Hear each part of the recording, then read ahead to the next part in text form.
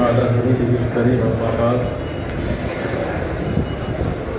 আজকের এই ইয়ারবি শরীফে উপস্থিত সর্বস্তরের সুধী মণ্ডলী, বিশেষ করে আঞ্জুমান রহমানী আহমদিয়া সুন্নিয়া ট্রাস্টের সম্মানিত সেক্রেটারি জেনারেল আলহাজ মোহাম্মদ আনোয়ার হোসেন সাহেব সহ আরাকিন আঞ্জুমান গাউসিয়া কমিটি এবং সর্বস্তরের পীর ভাই বোনেরা যারা আজকের এই প্রোগ্রামের সাথে সংশ্লিষ্ট, যারা ভিতরে যারা বাইরে থেকে নানাভাবে আমাদের সাথে যুক্ত আছেন, আমাকে শুনছেন, রহমানি ওয়ারাকাতুহু।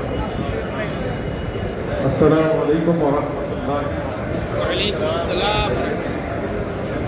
রব্বুল আলামিন আহকামুল হাকিমিনের কুদরতের আলিশান দরবারে অসংখ্য শুকরিয়া আদায় করছি। অত্যন্ত মহিমান্বিত সময়ে আমরা আজকের এই ইয়ারবি শরীফ আদায়ের পরে অবস্থান করছি। আল্লাহ রাব্বুল আলামিন আমাদের প্রত্যেকের জন্য এই সময়টাকে নাজাতের ওসিলা বানিয়ে দিন।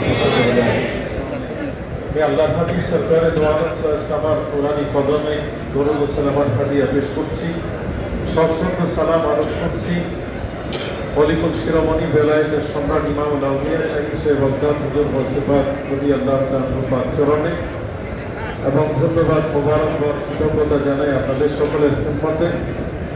আল্লাহর হাবিব সরকারে দো আলম সাল্লাল্লাহু আলাইহি ওয়াসাল্লাম বলে আছেন যে লিসাইমে দাওয়াতুন ইনদা ফিতরিহি দাওয়াতুন মুস্তাজাবাত। আমরা এমন একটি সময়ে আছি যে সময়ে আল্লাহ দরবারে আমাদের দোয়া কবুল। আমরা এমনিতে ইমামুল আউলিয়া শাইখ সাহেব আব্দুল হুজুর ওয়াসিফাতের খতনা গাউসিয়া শরীফ এবং বিভিন্ন ইসিমগুলো আদায় করেছি। আমাদের দৃঢ় বিশ্বাস ইমামুল আউলিয়া গাউসে পাকের রুহানি ফয়জাত, রুহানি ছায়া আমাদের উপরে আছে, এবং আমাদেরকে বাগদাদের জমি থেকে ইমামুল আউলিয়া শাইখ সাহেব বাগদাদ আমাদেরকে দেখে আছে।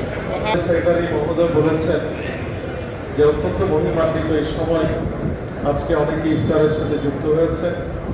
আমরা প্রত্যেকেই নানাভাবে চেষ্টা করি এই মহিমান্বিত আয়োজনের সাথে যুক্ত হওয়ার জন্য।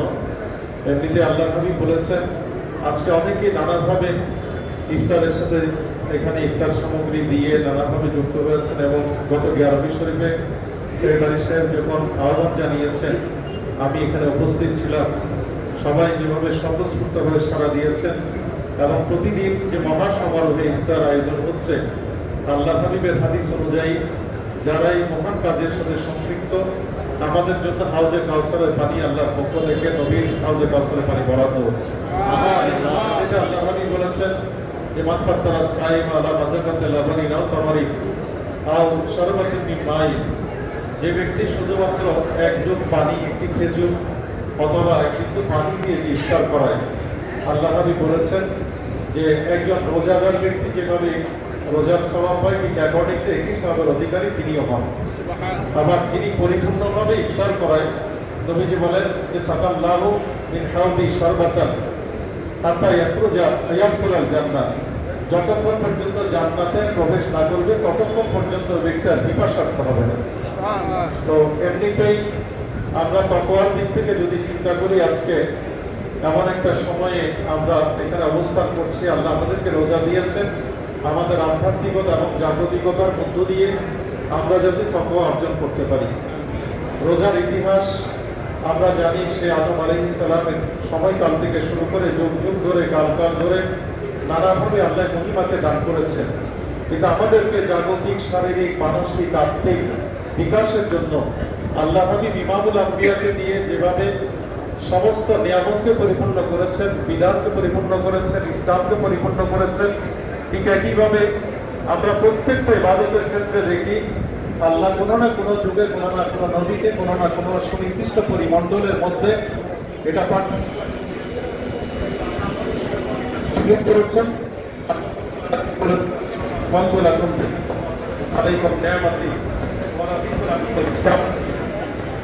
কিভাবে আমরা দেখি রোজার ক্ষেত্রেও আল্লাহ রাব্বুল আলামিন যুগ যুগ ধরে কাল ধরে যে রোজার বিধানটা দিয়েছেন, এটা আল্লাহর সাথে সেতু বন্ধন সৃষ্টির জন্য, আমাদের সাথে আল্লাহর সাথে দিদার আর পর্বত অর্জনের অনন্য মাধ্যম হিসেবে সামগ্রিকভাবে এই রোজা আমরা কিভাবে তাকওয়া অর্জন করি, আমরা জাগতিকভাবে যেভাবে এই রোজার বিধিবিধানগুলো পালনের মধ্য দিয়ে সিয়াম সাধনায় রত হয়ে আমরা আমাদের সংযমশীলতা, আমাদের ধৈর্য, স্থির চিত্ততা এগুলোর মাধ্যমে আমরা যেমন আমাদেরকে উন্নীত করি, আবার আত্মবিকাশের মাধ্যমে আমাদের আত্মাটা কিভাবে আমরা নির্মাণ করব, কিভাবে আমাদের রুহানি শক্তির স্ফুরণ ঘটাবো, সেটা এই রোজার মধ্য দিয়ে আল্লাহ রাব্বুল আলামিন আমাদেরকে দান করেছে।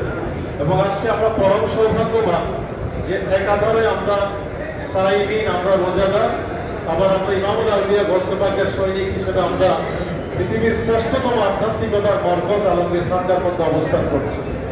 যে সময় আল্লাহ দরবারে দোয়া কবুল, আমরা একজন আরেকজনের জন্য দোয়া করব। বিশেষ করে যা বদৌলতে আমরা এই রুহানি প্রতিষ্ঠান পেয়েছি সেই সিফুরের দরবারে আমরা যেমন কৃতজ্ঞতা আরজ করব, ঠিক একইভাবে নুরানি আওলাদ আমাদের প্রিয় মসজিদ হুজুর কেবলায়ে আলম হুজুর আল্লামা সৈয়দ মোহাম্মদ তাহের শাহ সাহেব কেবলা মুতাজিলুল আলীকে আল্লাহ যেন হায়াতে তৈয়বা কবুলা কবুল দান করেন, আল্লাহ পরিপূর্ণ শেফা নসিব করেন, এবং আমাদের জন্য কিয়ামত পর্যন্ত যারা আওলাদ রাসূলের এই নিয়ামত যেন জারি থাকে।